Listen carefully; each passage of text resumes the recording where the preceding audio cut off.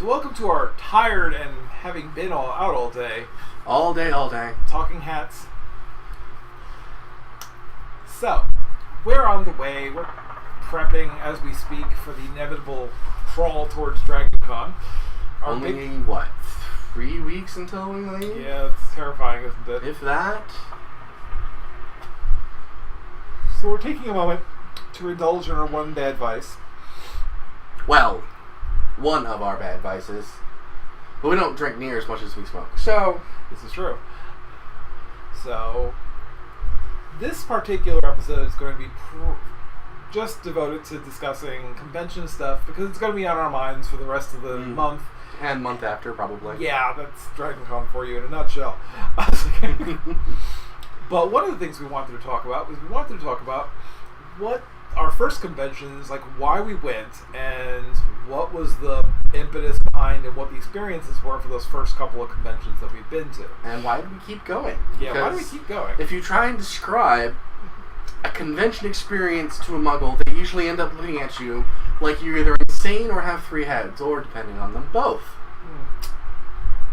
But the truth is that honestly, I mean, conventions are kind of nowadays the bread and butter of the fandom industry, except for the internet, which is obviously going to be there. And well, the internet's what keeps everyone together, I think, these days. It keeps everyone between cons. Right. It keeps everybody kind of in the same mindset for the duration between cons.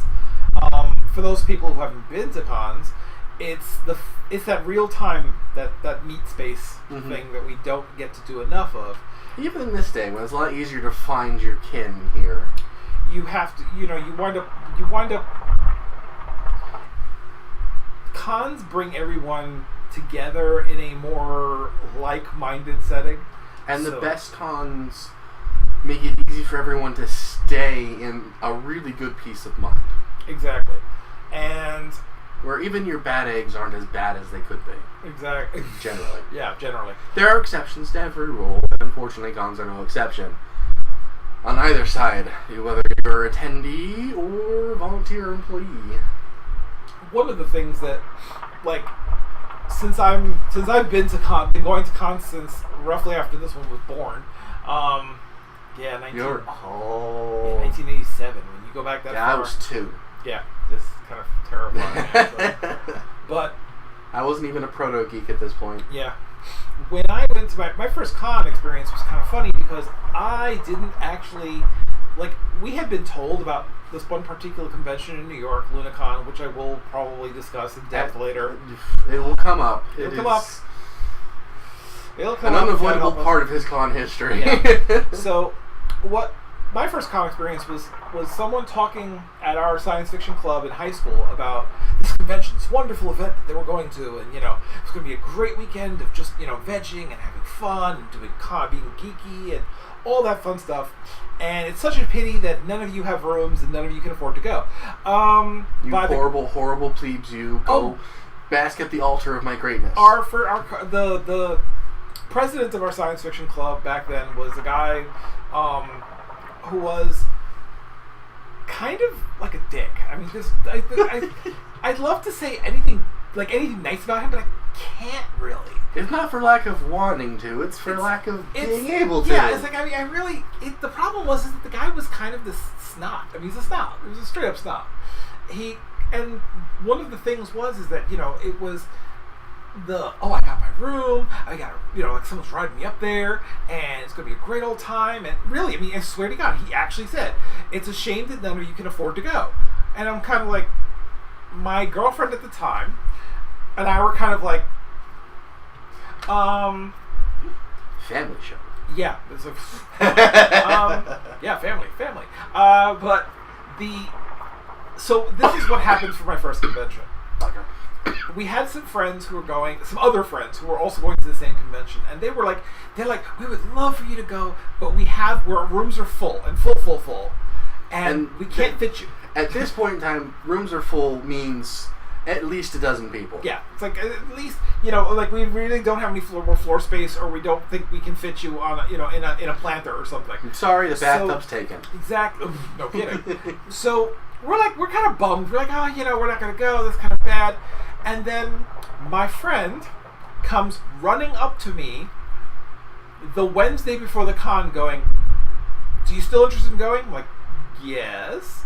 So she says to us, "Can you put together," I think it was like $45 for the hotel and your registration fee.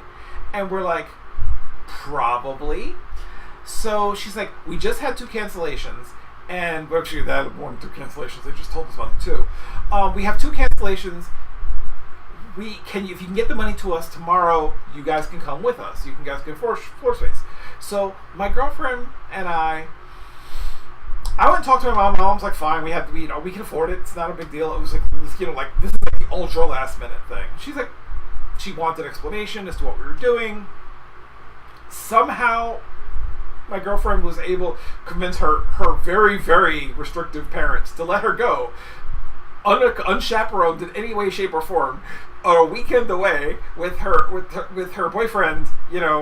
Probably because she realized that that probably at the time felt that there was no reason to be concerned, and they were right. I wonder why. Yeah, I wonder why. But so the thing is that we literally, packed our stuff because we had to gave the money Thursday, and she was like all thrilled, and then they were like, "Okay, you guys are great. We'll meet tomorrow." We'll meet after school tomorrow, and we'll all go up together. And I'm like, "Okay, that's cool. Grand old time. We grabbed whatever we thought we were gonna wear, and we even I threw together a costume for the masquerade, like a wizard costume, in like 24 hours. And of course, back then, wizards were basically, you got a big robe? Yes, you're a wizard, dude. That's exactly what it was. I had a stuffed fire lizard that I wore on my arm, a little baby dragon on my arm. And yeah, so we were in a room of, I would say comfortably or kindly, I think the word I'm looking for is, I think we had 12 or 14 people in our room. There were 2, maybe 3 rooms, and every room was packed like cordwood. And we had that first con experience was amazing. We hung out in the pool. We went to a couple of panels. We saw the masquerade. I was in the masquerade, which I wasn't even originally planning to do. And I got up on stage. Didn't win anything. Don't care. Didn't matter. Really didn't matter. It was like, I got up on stage. That was the big thing. And people saw me. We had a fire alarm. This was a big thing. This was actually a big thing in cons in the 80s, especially. I know it was actually, our con was particularly notorious for having the 2 or 3 o'clock in the morning someone would pull the fire alarm, and then they have to shuffle everyone out of the damn hotel or into the lobby to make sure there was no fire, and then let everyone back in. And that happened for several years afterwards. 87, 88, 89. Oh look, it's the annual fire alarm. I wish he weren't. The problem is he's joking, but I wish he weren't, because that was exactly what happened. So we did that. I bought stuff in the dealer's room. It was a magical experience because we actually, and it was hilarious because there was interroom drama. There was people getting drunk in fights. That was where I had my first official beer that wasn't given to me by a relative, which was just as gross as I remembered it back then, because I think it was a can of Bud. I remember it was a can of Budweiser, and I'm going, people drink this? I still say that to this day. That's not beer, that's horse piss. Exactly. So that was it was but it was so much fun. I mean, I came back, I think I might have gotten maybe 9 hours of sleep from the time I got up in the morning on Friday till the time I came home on Sunday. That's a lot of sleep for a con. Yeah, well, I was also 15. So, that was 30 years ago. But that was how I got to my first con. And that was before anime and video games was a thing. This is mainly just science fiction, fantasy, literature. But the funny thing was that first con had a Japanimation room, because that was before anime was even a term. Was the commonly accepted term. It's a Japanese animation room. All anime is the lazy way of saying that. Exactly. But the thing is that when it became ubiquitous enough, people got tired of saying 2 really long words and just said anime. Yeah, it's anime. It's like we did. I'm trying to think, because the thing is also it was a bus ride for us. It was like a bus ride into upstate New York. It's nothing like just above Yonkers for anyone familiar with the area. It was in White Plains, And the hotel was great because it had I think the first 5 or 8 floors or something had indoor facing balconies facing into the atrium. And I always love telling the story, and Liz probably loves telling the story too. That during during the fire alarm, she never evacuated because she didn't actually wake up for the alarm. So she didn't wake up until everyone was coming back into the room. So her joke for years was she would wake up just as she's hearing the fireman going, "Oh, we can't get to her, she's gonna die." This is the kind of stuff that happened. Those first couple of years that first convention though, nothing can beat your first convention experience. I was hooked. And for years following, every year, everything in my wheelhouse, everything I did costuming, because I got the costuming bug. I spent all my time trying to work on whatever the next year's costume skit was going to be. This is before cosplay was even a thing. It was called hall costuming at the time. Cosplay was not even Cosplay is very much a term that started in the 90s, I think. Yeah, and the thing is that it's like everything that cosplayers did, we did to a much lesser extent. I am not.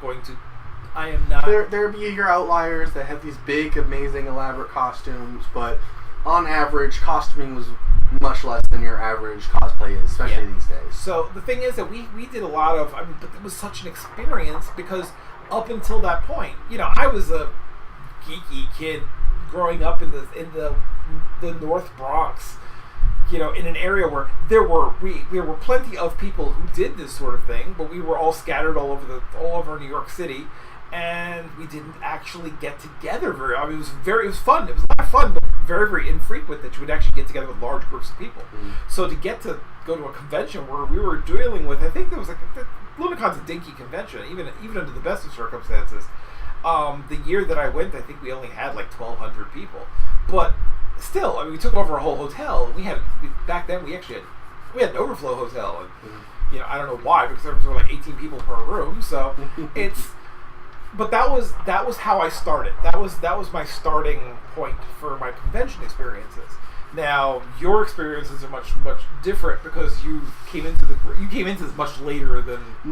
Yeah, it's I grew up in San Diego, so for me, San Diego Comic-Con was literally a 45-minute drive away. And while technically my first con, I only ever did it twice, and when the times I did it, I only lived just a Saturday. And, I basically drive down. I think the second time I went with a friend, and he drove instead. But, I didn't really, because of the nature of what, Comic-Con now is not what it was then. I don't remember there being very many costumes at all. It was more trade show feel, less convention feel.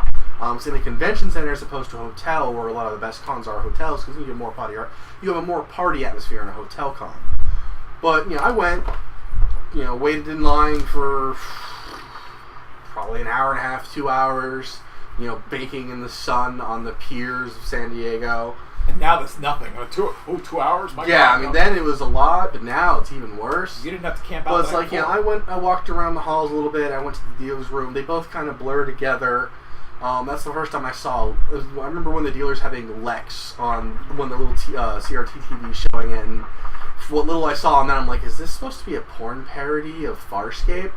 And even though it's not at all, at best it's just a low-budget Farscape, fun in its own right, but you gotta admit, it's basically a porn parody without the sex. It was raunchy as hell in general. Yeah. But, so it's while that's technically my first con, it really didn't leave me with any kind of lasting impression. Mm-hmm. But by the time I moved out here, this is probably after I left Massachusetts. One of my best friends lives in Massachusetts, and they've done Anime Boston. And I can't for the life of me remember if it was Anime Boston first or Otakon first that I did. I want to say it's Anime Boston because that was less expensive, easier to get to, right, and all that kind of stuff. So my first one was Anime Boston, I would say, and that was after anime was a thing. So I was probably in my early 20s. At best, I was 18 or 19 for my first real anime convention. And, I went around, there's the video rooms, there's the costumes everywhere, the dealer's room had actual, anime and video game stuff there. That's when I got my Ultraviolet sword with one of my Anime Boston trips. Right. And, for me, it's I went because my friends were going, and it's it sounds fun. I knew what conventions were at this point, but I hadn't really had the impetus to go. It wasn't to say that I didn't have the money, because I could have scrunched up the money, I'm sure, if I had found one. Right. And I was driving by this point, so even if I had to drive somewhere, as long as the parents let me take the car, I'd be fine. But I didn't really have the impetus to go. But since then, it's my first few cons, it was literally 8 or 9 people to a room. Not as much as you, but so it's I slept under a table once, I slept on a chair, usually it was on a chair. But, so you hang, it was fun, drinking in the rooms, it was, running around the con, running around Boston, the only city where you can go in the winter and have your mustache hairs break off. I love, the crisp cold that you can get in Boston is nowhere else. He is not kidding, in the slightest. But from then, and especially the one that really, really gripped cons into me and made me want to be able to go to a con every year, 2 cons a year, was the first Autocon. And fortunately for me, the Autocons I did go to were Autocons from its heyday.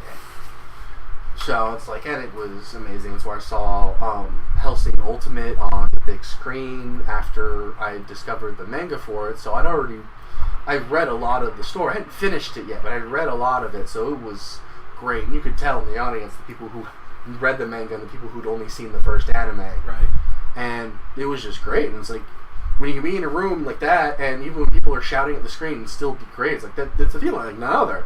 And this is after 300 came out, and the major speech in Hellsing where he's talking about how much they love war at the end of it, and with perfect timing, someone in the audience just yells out, "This is Sparta," and everybody just broke out in laughter. It was great.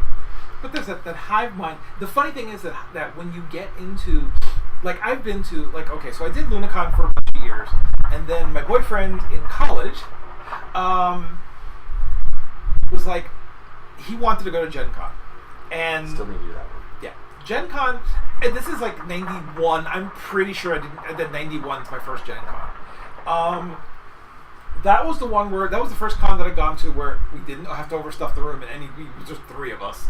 The rooms were the rooms were so affordable. You didn't have to stuff people into to afford it. It was still in Milwaukee at the time. So the thing is that it was we found a hotel that was a literal toddle. It was I think a block and a half away from the convention center. Well, that's closer than the Sheridan usually is. Yeah, it's it was. That was my first.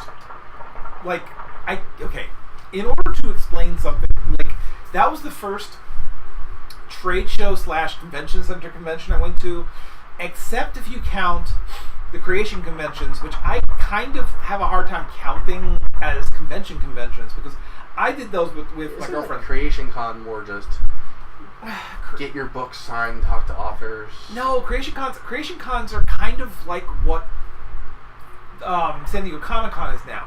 Creation cons were a lot of you had a lot of it. There was big name guests who you got to have stuff signed. A lot of times for free back then, which was novelty. Mm. Had I had something, I could a Nichelle Nichols and James Doohan and Paul Darrow from Blake Seven and what was it? What the heck's Q? John Delancey. John Delancey. Burt Ward and these were all the people that I remembered going to. And we would go to sit in the panels and listen to them talk. John Delancey does good panels. Yeah, he did really good panels.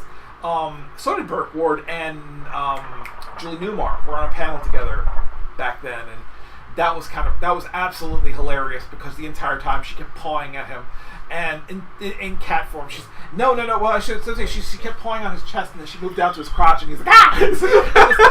It was actually hilarious. Panels are always best when the panelists have really good chemistry. But the thing was, they also they had a huge dealer room. The dealer crawl was what you actually paid to go to do. Was you got to they had. I mean, one of the things I remember, they had lots of comic books. They had a lot of comic book presents. They had a lot of prop makers. So you had a lot of places where you could buy props from all of your TV shows because. At the time, I mean, you figure this is like the late 80s, early 90s as well. Not really pre-internet, but pre like storefront. No, trust me, it was pre-internet enough. I mean, internets were still like Usenet groups and stuff. So, but you had a lot of people, like, for example, I was a big Blake 7 fan at the time, and had I had the $185 to drop, I could have found their blaster weapons. I wanted one of those props so badly as a teenager because I loved it. You could probably find one at Dragon Con be like $500. Yeah, it's kind of terrifying. No, actually, it's just at that point, it's just easier to make your own.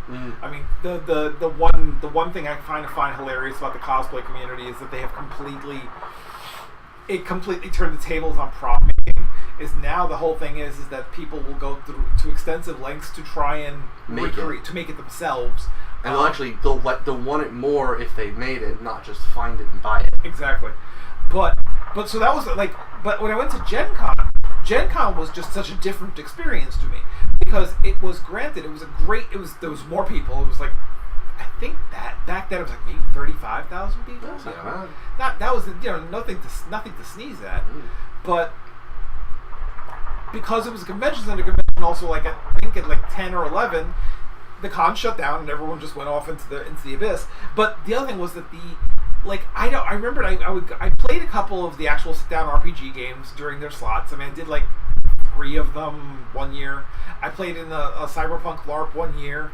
I got to sit down and talk to the people who, at the time, the creators of Vampire the Masquerade, before Vampire the Masquerade was White Wolf, right? Yeah, the White Wolf people. No, before White Wolf. Before White Wolf.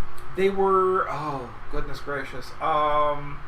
When they were still doing Ars Magica, so that would be I'd have to actually pull out the books for it because or I have to ask Yvonne because he'd be able to tell me. But that was when White Wolf took off when they released Vampire, the first edition of Vampire the Masquerade. That's when they split off from Ars Magica, and they let Ars Magica go to Wizards of the Coast. I think finally. Where all games go to. Yeah, that was TSR, but then again, TSR died. No, TSR there too. So, that's right. Yeah, Wizards bought TSR, didn't they? Mm-hmm. Yeah, that's where all games go today. So, the thing was that we did that con, and that con was its own. It was such a different experience, but I understand it was fun. I mean, I won't lie and say it wasn't fun. It was absolutely a blast. I mean, I got to go to Milwaukee, and I got to. The under 10,000 people conventions are best when they're focused on one kind of thing. Right.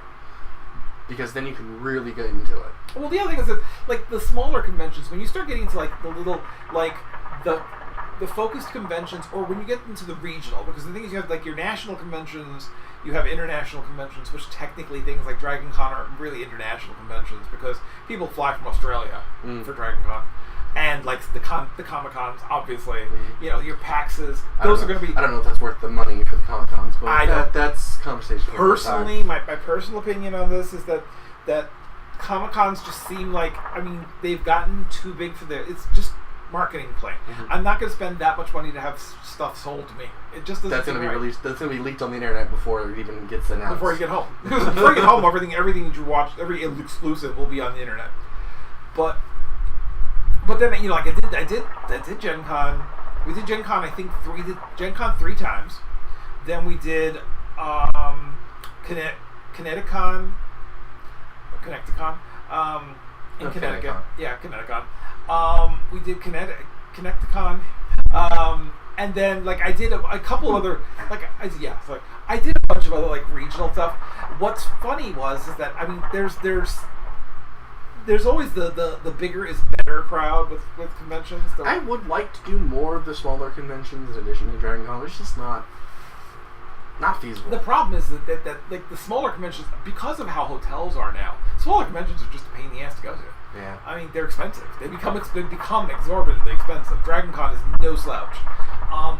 We managed to keep through very, very creative grooming and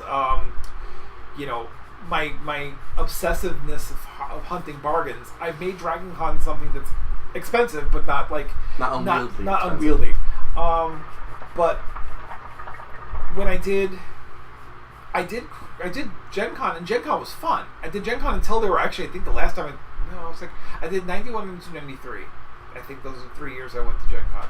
And then I moved to Virginia, and that was just kind of like, unfortunately, Gen Con wasn't really feasible after the last year that I went. I went 1 year. That going from New York is one thing. Yeah. Well, no, at that time I was living in Virginia, and we actually drove from Virginia to we drove from Virginia all the way to Virginia Beach to Milwaukee, and that was murderous. I don't recommend it if you don't like driving. And we were driving in a car where we had to every cats. We got a Rocky trying to get into that. Yeah, the cat's trying to invade the recording space. We did that for a while, but the thing is, that was a bad experience because that was just, I did that driving up in a car that was every 300 miles I had to stop, pull over, pull the alternator up into a position, try and screw it back down, and then keep going. That was, the things we do for cons. Goodness gracious. That's legitimately a statement. The things you do for cons. So, but I kept doing Lunacon because Lunacon was the con that was my con. I did, I was on staff. I ran LARPs. I did the hotel liaisoning for them for a while, for a bit, which was, a very eye-opening experience, let me tell you. There's few things that will teach you more about how a con works than having to play the intermediary between the convention itself and the hotel. Neither which party exactly speaks the same language. So after that, we did. I did Katsucon. I did Katsucon Ichi before Katsucon, and Katsucon I think restarted after a while. But there did Katsucon, and then I did a bunch of smattering of little conventions here and there while still doing Lunacon until I was con chair in 2004, and then I met Storm Constantine was my guest of honor, and she's a writer, and she needed help at her Dragon Con table that following. The con happened in March. She needed help that following August. She's like, I have an extra space on the vendor table. We can cover your membership, and we can get you super cheap lodging if you want to come and help.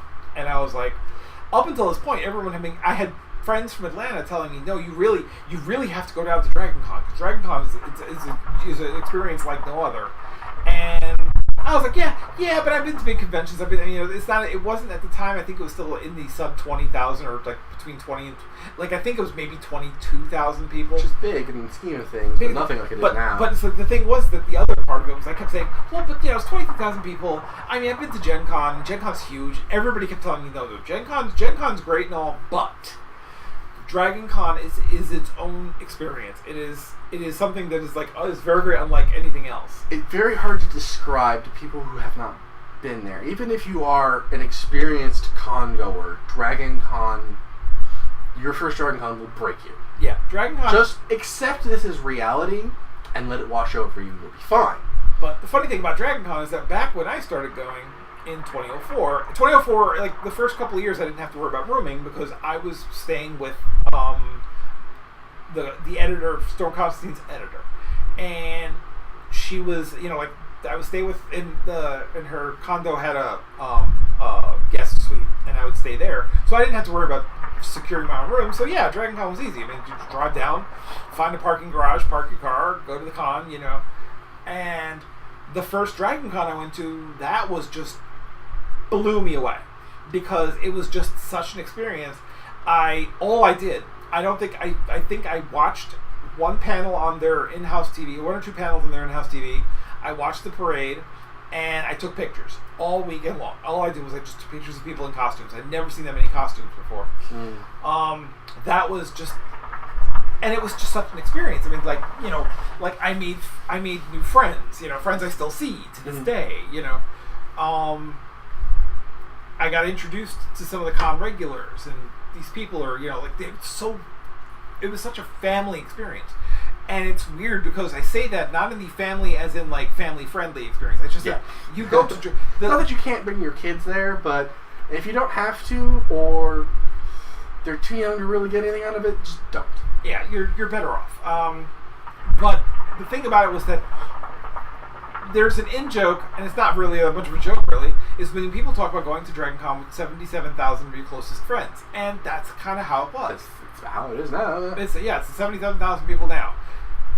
And once Dragon Con one of the most daunting things about Dragon Con is that Dragon Con isn't a con you can go to like San Diego Comic Con. It's not a con you can go to casually. You have to secure your room, make sure you have your membership.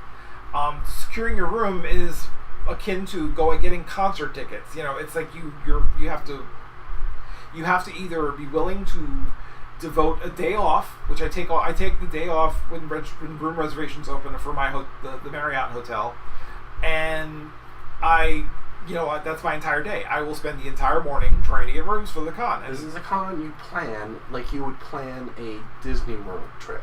You must go into it with that level of commitment, because you can't just do it on a lark. I mean, I suppose if you live in Atlanta, do it on a lark. Well, the other thing is that like there are people who you can. The other option, of course, is that if you're trying to not overthink it like I do, you can go to you can just scope out, wait until someone inevitably cancels their room, and then try and snap up the rooms.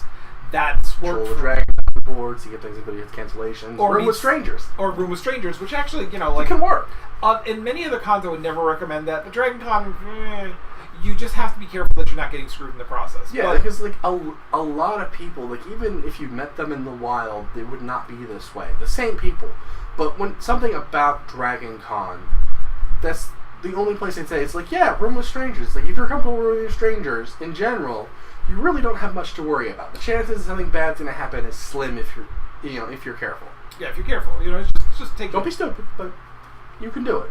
But the thing that is interesting, though, is the fact that conventions, even for people who are not extroverted, Dragon Con's a good experience.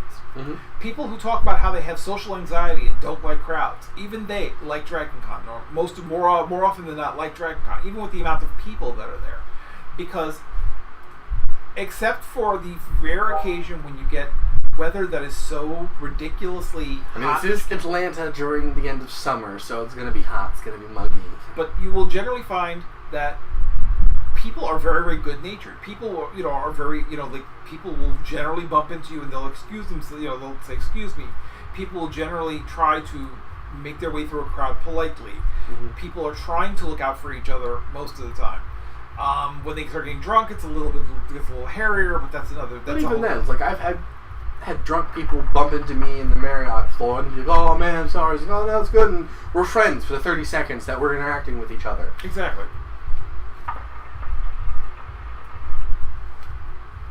But the thing is that when you've done, I've been going to cons for 30 years. It's well, yeah. If your first con was when I was 2, then that's quite literally you've been going to cons for 30 years. It's and the experience is I have never had. I take that back. I have, with one notable exception, I have never been to a con where I said I feel like I've completely wasted my money. Yeah, I've been haven't had that either. Yeah. Even when we, had the hotel at the ass end of the Inner Harbor in Baltimore and had to walk past the giant rats and burning dumpsters and homeless people because Ken didn't get the room on time.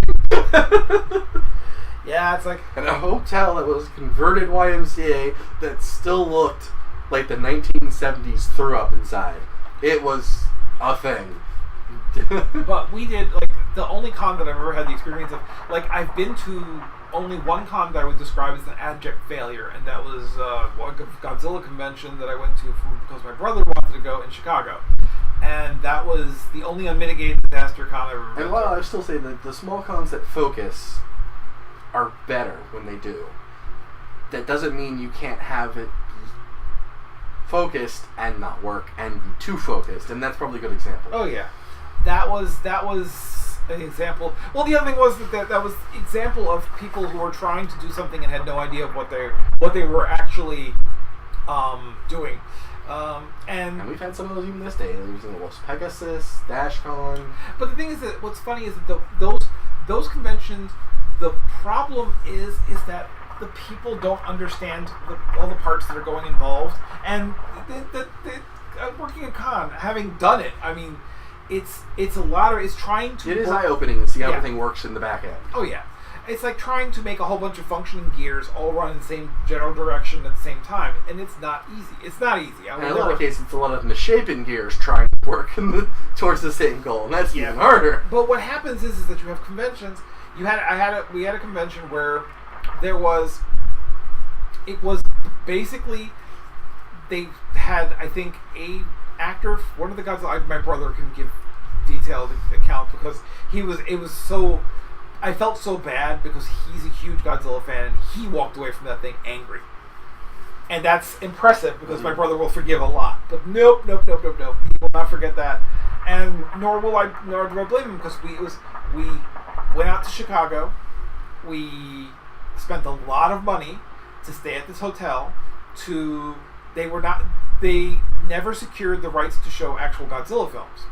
So we didn't see Godzilla films without Godzilla. Yeah, but they were actually told.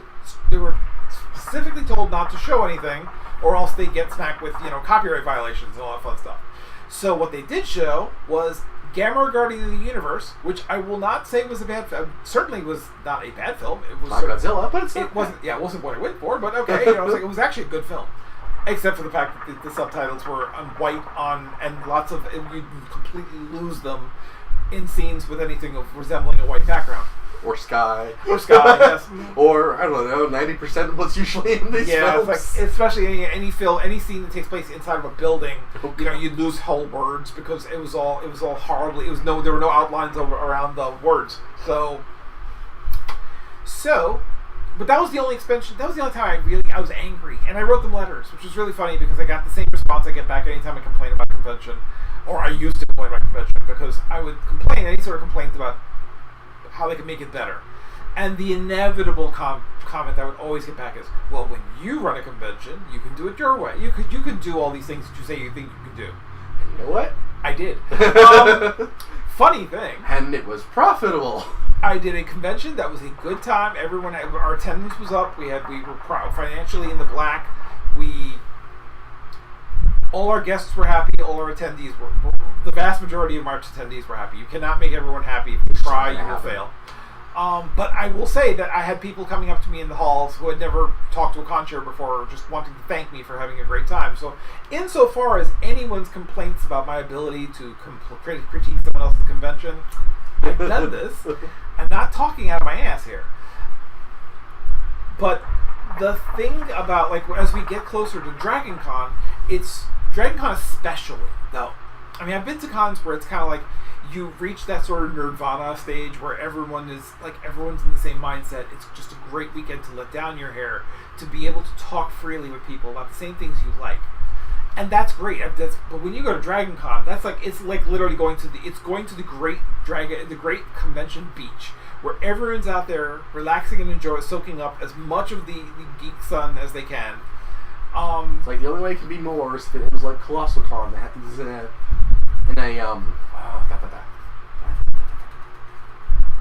brain malfunction.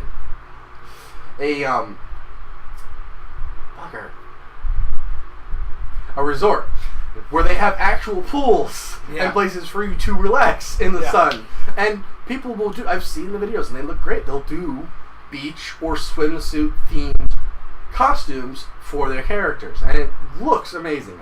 I would love to do it at least once. But barring having actual, giant pool areas or beach, it's about as close as you can get to at the Dragon Con. And the thing is, it's just something special about being in a group, being part of the majority again. Mm-hmm. That's the experience you come away with, is that feeling of there are so many other people like me, and that's what makes conventions in general important. That's what a lot of people get energized, and I'm one of them. I go to a con and I come back and I am mentally pumped. The creative forces are primed and ready to go. Whereas it's any other week and you're kind of I don't want to create anything. I don't want to do anything. I don't want to actually be a part of anything. I just want to sit home and watch TV. When I go to a con, you're just I want to go hang out with my friends. I want to go scope out what all the costumes are. I want to check out the ridiculous crap in the dealer's room. I want to go and, check out the Walk of Fame. That's what, there's so much to do.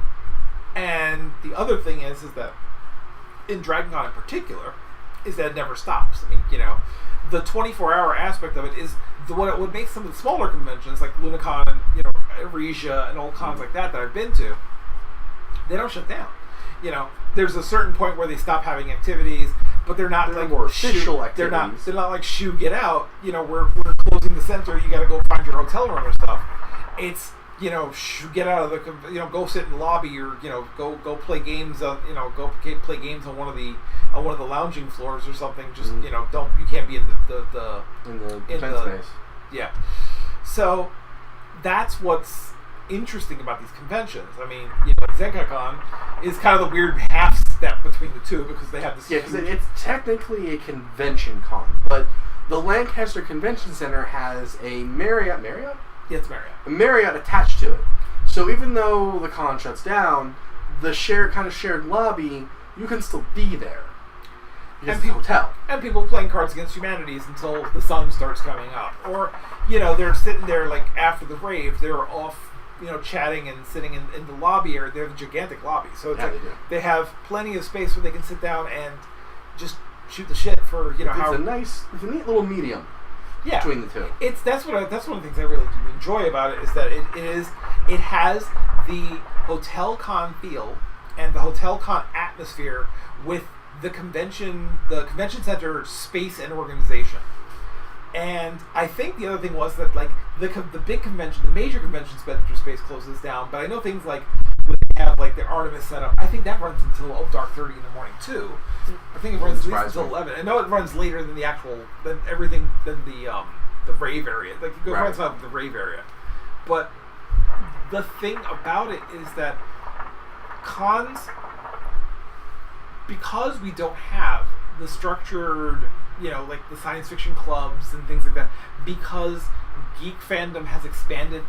And even when you do, that's like going to the science fiction club is like going down to the bar and having a beer with your friends or doing Quizzo. Whereas a convention is like going into town and everybody there, like you could walk up to a random person and they will be in the exact same level as you. And you just don't have that in, the real world. That's the thing. Conventions are one of the few places where, people who have social anxiety about talking to people because they don't want to feel like they're talking gibberish to someone who doesn't get it. Or care, or actively dislike. Right. You've got a very, very good shot at a convention, especially like if you see someone in a cosplay, in an extraordinary cosplay, you can just go up and talk to them most of the time. I mean, avoid your religious discussions like, Kirk versus Picard, but... Yeah. You try to avoid, but the thing is that if you sit there and like, you find someone in an obscure costume and you start talking to them about, especially if you recognize the obscure costumes, people like you found a Manos Hand of Fate. I found a man. No, it's the ones that I walked up to a couple that were dressed in purple and orange, silver jumpsuits, and I stared at them for a moment and like looking at them, I'm like, looking up there, looking up there. You're the aliens from Planet 9 from Outer Space. And the woman looks up, big grin on her face. She comes over and hugs me, going, "You are the first." This was on Friday, but it was like late on Friday. She's like, "You're the first person to actually guess that right on the first try." And I'm like, and it's like at one of the ABs, I heard this one guy. He was dressed as the Fierce Leader from Aquabats, and I asked for his picture, and he looked great. And then we leave, and I hear behind me, he had his wife with him. And I can hear her as they're walking away go, "I can't believe you knew who you were." So I swear, I think I made that guy's day. Yeah. I mean, it was just funny that I have like pictures of like the obscure stuff, like the Six String Samurai. That was the one that I was like, I could not believe that I watched the movie like the summer prior or something, and I saw someone dressed as Buddy Holly, with this little half dead umbrella and his guitar with a katana strapped to it, and I'm like, I feel like I'm one of like the 15 people who've ever seen that, who've actually seen that movie, and that's one of the things that's great about big conventions like Dragon Con, especially, is that if you're a fan of something, I can assure you will find another fan of that same something there. There is nobody who's entirely alone, and I am the only fan here of this. But one of the weirdest experiences I had at Dragon Con to this day is when I met the kilt hipster. That is something that still blows my mind. You gotta tell that story. Okay, so it's like 2 in the morning, I think. We were in the puppetry panel. Yeah, I was crashing because I was exhausted, and you went to the Starbucks to get coffee. Steven was like literally like he's like dying over here, and he's like please go get me some coffee. And when I will take Starbucks, you know I'm far gone. And I'm in line, and he goes, and I'm wearing my utility kilt. I'm in line, and this dude who looked like, what the hell's the guy from the villain from Scott Pilgrim? Oh goodness. This is why we shouldn't do video recordings this late at night, because we can't. Our brains aren't. Oh, what is that guy's name? But the thing is, I mean, we're talking the big glasses, kind of dressed relatively smartly for a convention, which didn't look exactly, he looked out of place, frankly. You know what's terrible? He actually kind of looks like my brother. Yeah. But the thing is, this guy is talking to these 2 girls who are, every time he looks away, they roll their eyes. It was so funny. But he sees my kilt and then, turns his back to me like I'm suddenly invisible and they can't hear him. He starts loudly professing about how, I own one of these, but I stopped wearing them to Dragon Con because there were just too many. Mainstream. Yeah, it was too mainstream. I wore them, and I'm like, in the back of my mind, I'm going, did I just really hear him turn around and talk wearing I'm wearing the hilt I'm wearing the kilt as a fashion statement for his benefit? Oh wait, no. But he's going on about how the fact that, they're too mainstream now, and therefore, I won't wear it anymore. And I'm like, huh, okay. I hope those girls' eyes didn't get stuck in the back of their heads. Oh my god, no, it's really funny. All the rolling. No, they're giggling, and I don't think he realized they were giggling over how he was the butt of the joke. Yeah, he was the butt of the joke. And I'm like, you really thought they were, laughing with him. How, I mean, they were literally, and I think he was trying to hit on them. Oh, I'm sure he was definitely trying to impress them some way, and it wasn't working. I can assure you it wasn't working. But that was the moment I was like, I walked back and I'm kind of like, did that just happen? See, even the bad experiences are not really all that bad. Kind of hilarious. I mean, I've had my fair share of weird convention experiences, but the conventions are always worth going to because I live for those things. Mm-hmm. I mean, it's still hilarious to see people all do things like people get pumped to interact. So you have there's one guy who walks around Dragon Con with a high five meter. He has you high five his hand. He's got a meter on his chest, and it just goes the entire weekend. Anytime you see him, high five, the number goes up. He gets in the thousands by the time the con's over. And the other thing was that there's escalator high five, so you high five everyone as you're going up the escalators. I mean, it's that kind of silly, goofy. We're relaxed. It's when you're in your relaxed state, and people are feeling. I think that's when people are actually at their best. Yeah, and that's why I love conventions, is because realistically, with the notable exceptions, and there will always be exceptions, there will always be bad behavior. You jam a bunch of people into a small space, there's always going to be something somewhere, but it's not going to affect everybody. But the thing is that the convention experience is generally allows you to be the best of yourself. Mm-hmm. Encourages you to be the best of yourself. And yeah, that's just it. It's like they encourage you to be the best self you can be, enjoy the space, enjoy your friends, enjoy your fellow fandom, because this is the kind of world we want to make. And that's what's so great about it, is that we go to the cons and we get to just unwind and unclench and not have to be the person we have to be for all the rest of the people who aren't into these things. Mm-hmm. We can be the fans we want to be. We can be, people who get to dress up all weekend. The people who want to, just be able to walk around in a kilt and not have to worry about stares from people. And even if people do stare, the people who do stare are probably not people at the convention. They're probably the passers-by. And there's thousands of people around for them to stare at too. So it's not like they can only be but so rude. Yeah. And yes, I mean, there's always going to be the undesirable fandom. There's always going to be the bro. It's better than it used to be. Yeah, it's better. Much better than it used to be. But the other side of it is the fact that, as fandom as more and more people are becoming fans, more and more people are getting into. We're finally out of the awkward teenage years of fandom. But the problem is, we're also like, and this is not to be. I never want to be the gatekeeper or say things, but there are sometimes where you are letting in the undesirables too. The good comes with the bad. The bad comes with the good. But you have to let them in. You have to give them the chance to be better. And the funny part is that I noticed that fandom, especially at these big conventions, you don't have people tend to want to be part of the same group. So they will, in reverse of what they would normally do, they would normally hide all of their fandom, their like stuff, and they'll put on a face for other things. They hide all of the faces that they put on for the mundanes so they can be themselves again. They put all in faces. And generally, we don't, people generally avoid things like politics and religion for real. I mean, the real stuff, because it's not why we're there. The whole point of fandom and the whole point of conventions is a form of escapism. You can't escape if you keep dragging the stuff with you. So, after, doing this for 30 years of fandom, I mean, I can honestly say, it's changed so much. And so much of it's for the better. There are things that have changed. I will say things have changed for the worse. Things changed for the weird. There are things that I never would have imagined to have happened. And there's also this weirdness of, as older people are not, as people who are in fandom longer are either dying off or retreating from the modern age of fandom, you're seeing people who are coming into fandom having no clue as to where it comes from.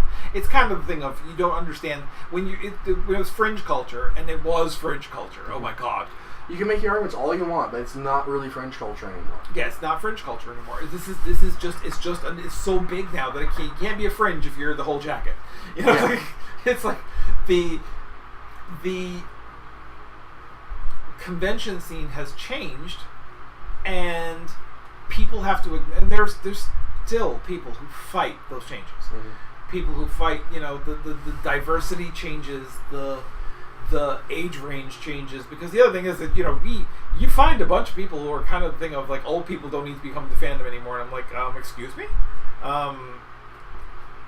define old, because I assure you that there are plenty of people who are like elders of fandom who are still cool and still relevant and still awesome. I think there's some who aren't, straight up, but the thing is that and the people who think that young people are destroying fandom, and no, they're not. They're taking it in their direction, and they have the energy to do so. So it's like they are the ones that will carry it on. It's gonna change, and then there'll be more to come after them, and they will change it, and on and on and on. The other thing to factor in is that as this generation and the generation between me and this current generation, as people between our ages are starting to get older, they're starting to come into fandom in a different. They're doing conventions and things like that in a different level. Right now, for example, when you're 15 or 16, staying 12 people in a hotel room is an option. When you're 40, I still say it's if you new to conventions, having the 8 to 14 people jammed in a room, it's a con experience I think everybody should have. But you only got to do it once. Yeah, you only need to do it once. If you don't do it more than that, it's fine. I mean, part of the reason why it worked out the way it did when I was doing it was because this was my group of friends from high school. So, as is typical of that, you also dealt with your typical high school drama. Boyfriends and girlfriends, and people not getting along, and people getting locked out of each other's rooms, and all of those shenanigans, fist fights, and getting in trouble with the hotel, although that was blessedly meddlesome parents. Let's never forget the meddlesome parents. Parents will always be meddlesome. It's their job. No, the ones that can. It's the overly meddlesome. No, the one that straight up appeared at the hotel room looking for his son, and we were all like, "Where the heck did he find out? How did he know we were here? How did he know? How is he finding him? Because the guy wasn't our friend wasn't actually on the reservation." And it's not how like he found this is now, where if you post a picture on Facebook, they can backtrack where you took it. That didn't exist. Yeah, exactly. This is you gotta figure. This is gotta be. This is literally. How did you figure this out? We kind of want to know because it's amazing. This is kind of like 89, like 89, 90. So you figure, but it was just funny because did you hire a PI for this? Yeah, no. It was, he picks up the phone and he picks. There's a phone call from the room. They're like, is this person there? I'm like, yeah. Here's the phone, and he picks up the phone. And he's like, hello, Dad, where are you? No, stay in the lobby. I'll meet you there. And Dad, and then he runs out of the room. And as he's getting to the elevator, his dad pops out of the elevator. We're like, did he sew a tracking device in his underwear or something? Like, because he hadn't told him where he's going to be at all. Like, he said he was going to a friend's house. He literally, and the thing was, he just didn't want his dad showing up at the convention, which he did anyway. So it's like, and that's the thing of like, that's why we're so pumped about Dragon Con. That's, like, it's the big trip. And this year we're taking like 15 people, 16 people in our room. And we love taking new people. In 3 rooms, 16 people in 3 not rooms. one room. 60 not people in one 3 room. rooms. I've had enough of that 2 stuff. rooms with 5, 1 room with 6, and that's the absolute upper cap for like 5 was the upper cap. But then we had a friend who was like, who I really wanted to have him go to his first big convention that actually mattered. You're not biased at all. He's like, I went to Wizard World. I'm like, oh, that's so cute. Yeah. Aren't you a dear? It's like, my sweet summer child. They're horrible people. Yeah. So I thankfully he had the money and I convinced him, like, come with us and we'll do the things. He's like he kind of like, I don't know. Fine, I'll do it. Yeah, I'll do it. And I'm like, okay, great. Now I got to figure it out. I mean, it took you 2 or 3 years to get me to go. Well, you couldn't take off because of work. Yeah, I mean, there was money and time issues, but what you're not hearing is the fact when he says Dragon Con will break you, it broke him. It straight up broke him. I'm not saying this because I'm like, haughty, I'm like, oh no, this didn't help, this will break you. It's like, no, I broke. I mean, it didn't help that my job at the time was with the most mugglest of muggly muggles that ever muggled. Great people, don't get me wrong. Great people. But I was trying to explain steampunk to one of them. And steampunk, you have things like Jules Verne and other classic literature to use as analogies. And she still couldn't grasp it. Great people, but muggles through and through. And it probably didn't help. And then he went to his first Dragon Con, and he came back in such a funk because the reality just sucked. Cold, harsh, dark reality. Yeah, it's like the problem. That's the problem with post-con depression, which is it's a thing. It's a thing. It's not a medical thing, but it's a thing. It's not a medical thing, but I assure you that doing your first couple of conventions, when you leave. The better your experience is there, the harder your crash afterwards. The harder it is the drug aspect of it. You're chasing. In our case, we're chasing a different dragon's tail entirely. But we go to Dragon Con and now. Like once you start getting a little older and you get a little bit of coin, you start going, I can't. And I'm finding more and more. I thought that I wasn't expecting to be unique in this. But now I'm actually paying attention. I'm hearing this from more and more people that I'm like Dragon Con and San Diego Comic-Con and PAX. There are people who are going, you know what? I can't do just going in, landing, dropping myself, drop shipping myself to the con, popping out the day of the con starts, and then leaving the day con ends. That's a lot of work for a lot of doubt. There's no recovery time at all. Even if you're traveling by plane, or you live right next to the convention center. They're like, you need detox. You need detox time. So more and more people I know are just extending their stays. They're making a trip of it. Like I used to go to Dragon Con. I would literally arrive there Friday and leave Monday, and that was fine and dandy when I was 10 years ago. Mm-hmm. But as I was getting older, I'm like, I need more. I really need more. I need to pace myself differently. And I have the means to do so now. And now I have the means. And I started juggling numbers, and I'm like, for the amount of extra money involved in the van rental and the hotel, we're looking at probably another $150 to extend it on both ends a day. So, and we started coming on Thursday. We started coming on Thursday because it was just the fact that registration opens on Thursday. We get in there, get it over with, and great. And you have the evening to yourself. You can just wander around, familiarize yourself or your friends with the hotel, see if any of your friends are there, start doing light socializing, get the con book, start trying to figure out what you want to do. That's fine.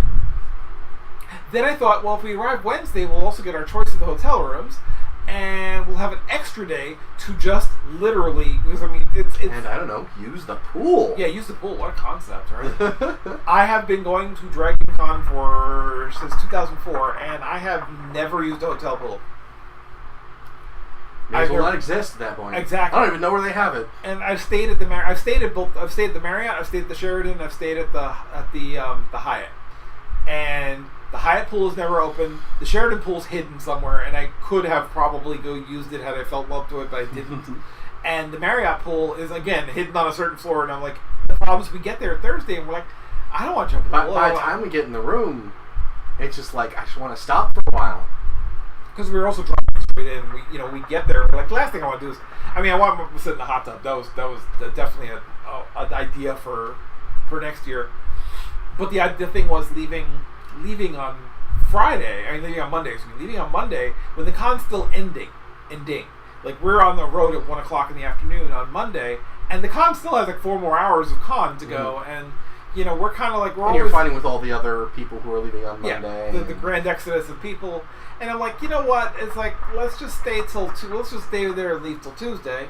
Which is even in a sense more depressing because you start seeing them pulling down the con stuff, and I'm like, oh yeah, that's gonna... Con is dead, and they're tearing its corpse apart. We're gonna have to wait until next year, and I was looking at the numbers, and like, frankly, then we can drive out.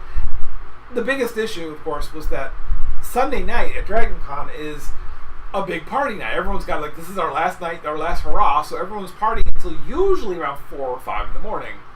And leaving at 8. And then, some people have to get... Well, the thing is, you have to be out of your hotel room by noon. So, assuming that you can do this, which is laughable in the best of circumstances... you have whole groups of people all over the lobby with all of their luggage and just waiting to check out and get their vehicles. Waiting for vehicles. Sometimes the things that they've parked their stuff, and they're sending out exploratory groups to try and get to different parts of the con to pick up things, your last-minute purchases before you go home. People who have to wait for their flights leave, and they're sitting there until the odd hours of the evening, from what I've been told. And this year I was just like, I drive back and I'm exhausted. I mean, I'm staying up until I'm usually up until the lobby the Marriott starts to empty out a little bit on Sunday morning, Monday morning. Until you start seeing floor again. Yeah, I start seeing floor again, and that's when I go to bed. So I'm like, and then I have to drive, and I've done that for several years, and it's scary. It's genuinely terrifying when you're exhausted trying to drive a van full of anywhere from 6 to 15 other people in the van with you, and you're trying not to nod off, or you're trying to, you're swapping off with someone who's also been up until dark 30 in the morning. There are entire portions of some of our drives that I was behind the wheel and it's just black. I have it. It's not fuzzy. It's not blurry. It is black. I may as well have been unconscious and driving for all I can tell. But one of the other things that I wanted to say before we end this is that this year, what we're going to try and do is we're going to try to vlog as much of the convention as we can, so that once we get back, we'll be able to share the madness, to share what the experience is like for us, for our particular group. I know results may vary. I've seen other people's videos of it, and some of them are absolutely precious, adorably amusing. They're adorably amusing, especially for first timers who are like don't stay in the host hotels and have to commute back and forth. And I bless their souls. Yeah, bless their hearts for trying. It's not a... Dragon Con is definitely a convention best enjoyed as much of the con as you can. Mm-hmm. If you have to go back and forth, you're missing out on so much. You're losing stuff. You really are. We're going to, I've got friends who are going to help, and we're going to try and get all this stuff taken care of, and we're going to try and get a nice video together or set of videos together for the convention experience. And I guess we can call it a review, although goodness, listening to us, what are we going to say? Yeah. It's amazing. Barring any sort of major TLDR, disaster. it's amazing. Yeah, TLDR. You already know the outcome. The general, like our experiences. I mean, a bad year at Dragon Con is still better than most other conventions on a good year. So we're definitely looking forward to bringing to you the experience of what it's like for our madcap group of psychotic people to travel down to Atlanta, and we're definitely as we progress. We're going to probably do. I'm trying to figure out what our next video is going to be about. That's a good question. Because we'll still be very much thinking about cons until right. probably a month after we get back. The temptation is to do the big. I won't say controversial, but it's kind of a topic. Is the whole concept of the fact that cons have become more diverse and why that's a good thing. Why that was so sorely needed, and kind of why it took so long. And this is just my own pontificating on having stared at the scenery for this many generations. 3 decades on. Yeah, for 3 decades on. I mean, I've seen it change, and the changes are welcome, and they're scary to a lot of people. And there will always be backlash. There will always be pushback. But that'll be mostly me talking because he has no he has no frame of reference. It was already pretty diverse by the time I started seriously going to cons. So for me, that's kind of the normal.